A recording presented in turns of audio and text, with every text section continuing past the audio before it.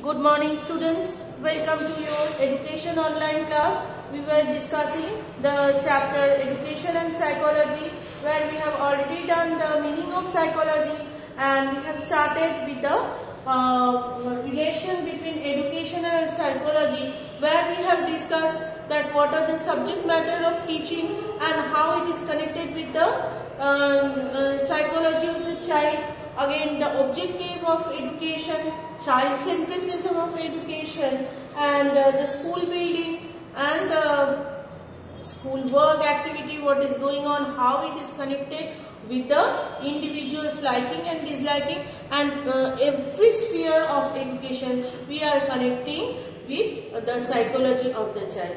Today we are going to continue the next some points of the this topic, where we are discussing that how education and psychology are connected to each other. Next, activity principle. Now see, activity means when you are activated. So that is also discussing about your mind. Now when you are in a class, or suppose just now sitting in front of the mobile or maybe the computer or laptop, you are sitting and you are watching my video, you are concentrating on what I am saying to you. Now this is also over there when I am trying my best to teach you. You are also activated, you are also active to learn and listen. So whatever, when the child is active, the activity is coming from the within of the mind of the child. So here, when the teachers are insisting the students to do something by themselves, they are devoting their psychology, they are showing their behavioral outcome, isn't it? So here also, in case of activity principle, where students are being suggested to be active, to participate in the program of education, when you before this time we all were quite unfortunate that we didn't enjoy the Saraswati Puja in our school premise, but in the other years we used to enjoy, we used to make fun. As you know, I like to do art and craft and many decorations. All the teachers also involve themselves. We all together work and we enjoy. So active participation is something that where in case of the student, his psychology, his mind and everything, it is playing a huge role, isn't it? So here it is also connected with the psychology. So when you do something by yourself, please excuse me, when you are doing something by yourself, you are applying your own behavior.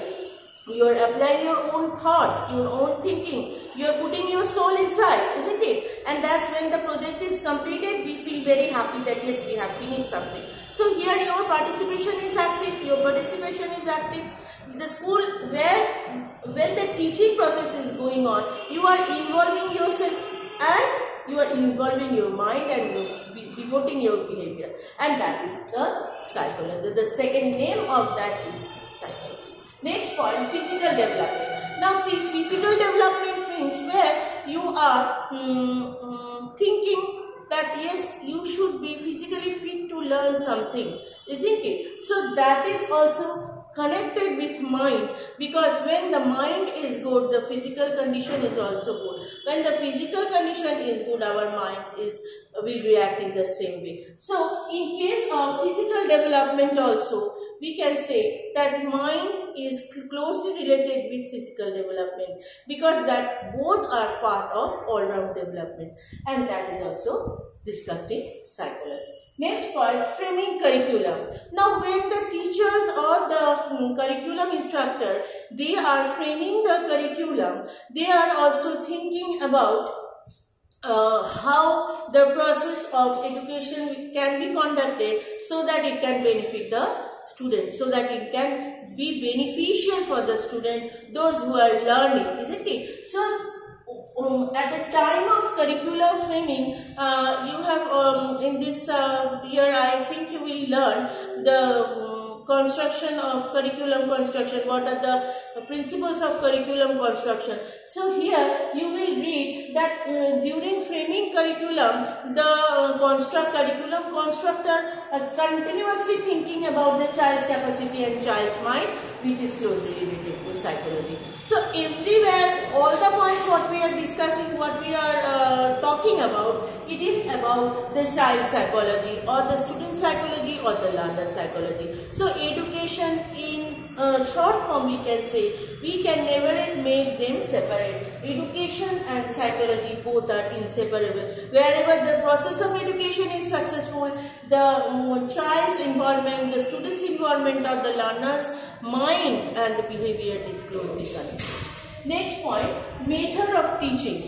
See, again it is closely related with the teacher-pupil relation. I can say that nowadays our relation has become very friendly. In the previous ages, in ancient days, as I have told you, that the students were very much obedient and they have to, means there's no chance of saying something or even choosing their own subjects.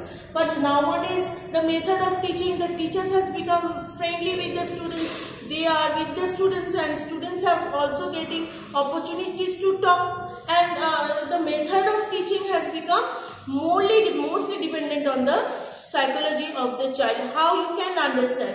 If I describe anything in a very difficult way, then it will be very problematic for you to understand. If I say it in a lucid language, then you can easily understand it, that yes, what ma'am is telling, it's very close to our heart. We can listen it and we can, and the process of teaching is also very important. That I think yes, process of teaching also must be, I should mention not only the method, process of teaching. If I present in front of you the material, it can directly connect your heart and it will be attractive as well. So whenever, whatever you are learning, if I think, if being a teacher, if I think of you, if I think of your understanding, if I think about your capacity, then the entire education system or the process will run very good and you can understand easily whatever I am telling.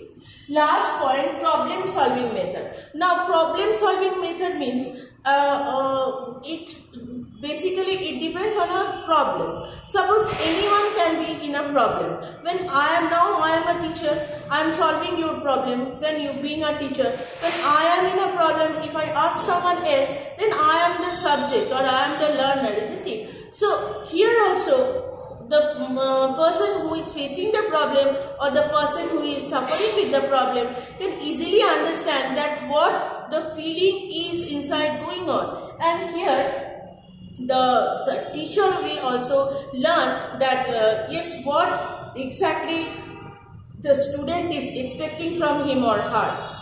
So that is also here the psychology of the students have to be understood by the teachers.